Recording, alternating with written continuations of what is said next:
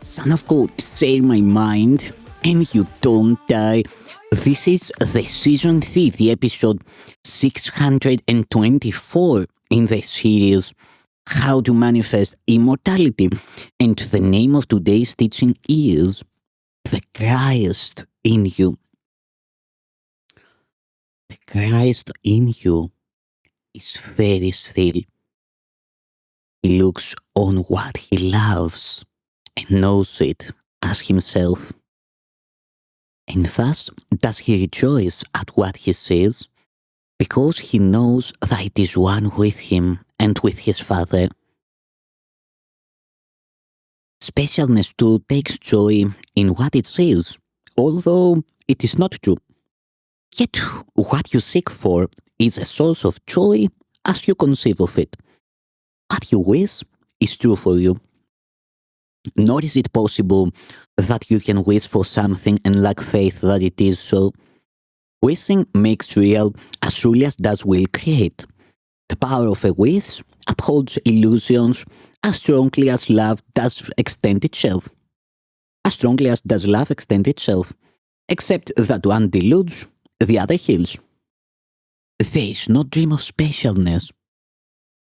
However hidden or disguised the form, however lovely it may seem to be, however much it delicately offers the hope of peace and escape from pain in which you suffer not your condemnation.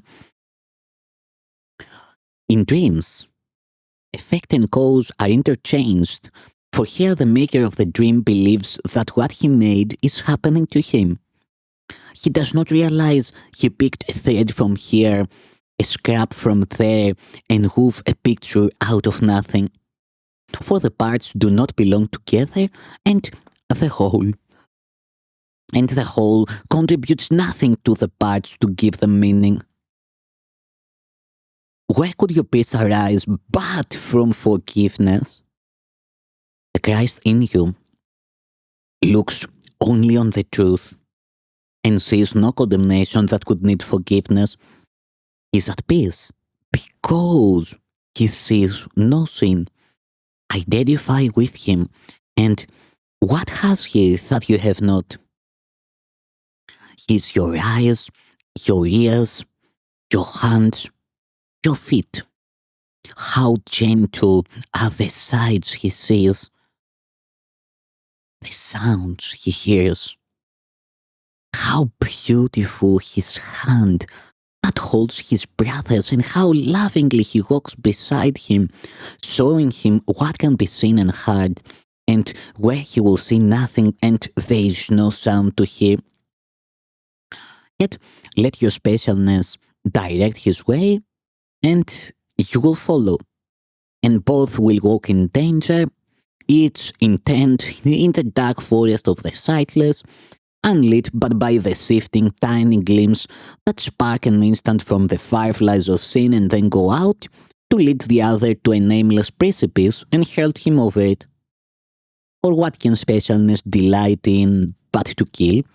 What does it seek for but the sight of death? Where does it lead but to destruction? Yet think not that it looked upon your brother first, nor hated him before it hated you. The sin its eyes behold in him and love to look upon, it saw in you, and looks on still with joy. Yet, is it joy to look upon decay and madness, and believe this crumbling thing with flesh already loosened from the bone and sightless holes for eyes is like yourself? Rejoice, you have no eyes with which to see, no ears to listen, and no hands to hold nor feet to guide. Be glad that only Christ can lend you his while you have need of them. They are illusions too, as much as yours. And yet, because they serve a different purpose, the strength their purpose holds is given them. And what they see and hear and hold and lead is given light, that you may lead as you were led. The Christ in you is very still. He knows where you are going, and he leads you there in gentleness and blessing all the way. His love for God replaces all the fear you thought you saw within yourself. His holiness shows you himself in him whose hand you hold and whom you lead to him. And what you see is like yourself. For what but Christ is there to see and hear and love and follow home? He looked upon you first, but recognized that you were not complete, and so he sought for your completion in each living thing that he beholds and loves.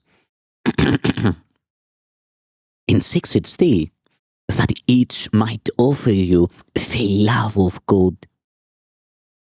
Yet is he quiet, for he knows that love is in you now, and safely held in you by that same hand that holds your brothers in your own. Christ's hand holds all his brothers in himself. He gives them vision for their sightless eyes, and sings to them of heaven, that their ears may hear no more the sound of battle and of death.